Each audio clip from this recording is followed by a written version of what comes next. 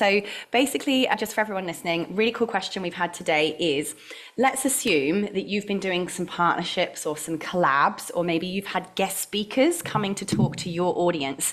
And as a result, you've acquired new contacts that have come from their database. Now, this is really exciting, and it's the whole point of doing collaborations, right? If I was going to invite Diana to come and speak to my Legends Lab members, I would like to think that she'd be inviting some of her followers along to that presentation too.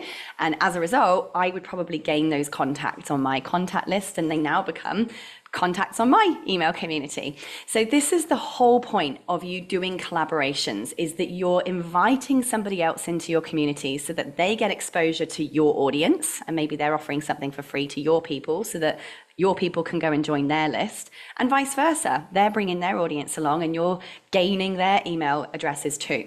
Now, this means if somebody has legally opted in to your list, it doesn't matter where or who or what they came from. If they have opted into your list, they are now your contacts. They are now your leads. They are your prospects, and you need to treat them with the love and, of course, the pitches that are required for you to run a business. And you have all full rights and authority and legal permission to contact those people as your own clients if they've opted in to your list.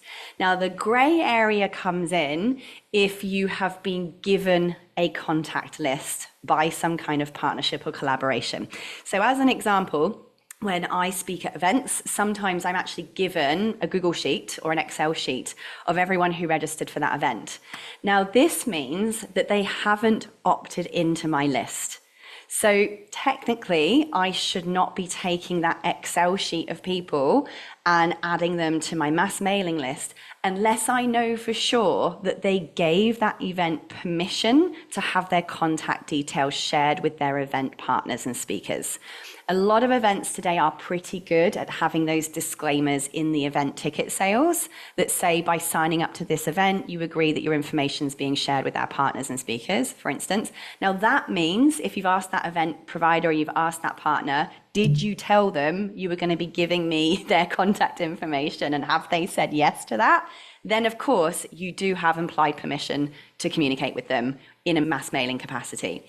If that event organizer goes, whoopsie, I haven't got express permission to hand over this contact list, then what you need to do is add an extra step on. You're not legally allowed to just randomly collect someone's contact information without their permission and add them to mass mailing lists. However, you absolutely can add them as a contact. These are two very different concepts that a lot of people take some time to understand. Techmatics is a customer relationship management system which houses all of your contacts. Think of your mobile phone. You've probably got hundreds of contacts in there, but you're not mass mailing them every day, are you?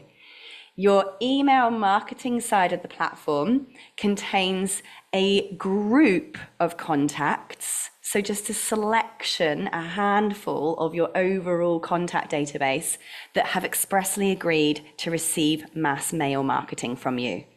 Does that make sense? You've got these kind of everybody, all of your contacts, versus just the mailing list that have agreed to get mass mails. So your contact list, not all of those people are going to be on your mailing list, but you can take this contact list that maybe Diana's given me a list of 50 of her members as a thank you for me speaking at her event. What I can do is send each of those 50 people a manual email just saying, hi person, it was lovely to meet you speaking at Diana's event this weekend. Would you like to get my free XYZ stuff as a gift for our collaboration that I had with Diana, for example? And those people could then have the opportunity to actually opt in and get one of my freebies. Maybe I delivered a presentation and I might say, hi, first name, Diana's given me your contact details from the XYZ event we were at last week. Here is a link to get all of the slides and a recording of my presentation, plus a special bonus gift that I talked about on the stage. Click here to get it. So they then actually end up filling in your opt-in form.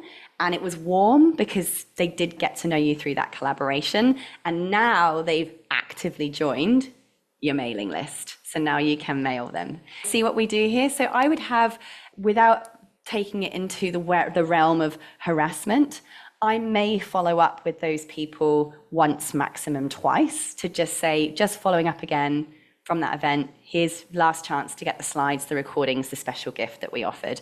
And at that point onwards, I would just leave them alone. They just stay on my contact list as contacts, but don't go on the mailing list as mass mailing. Does that help everyone? Two pretty big differences. Does that answer your question, Di? Yeah, so basically what taking it one step further is, so I have got all of those contacts through hosting other people. Are they still okay for me to be emailing for my personal brand stuff, or do I need to be starting a separate list for that sort of stuff?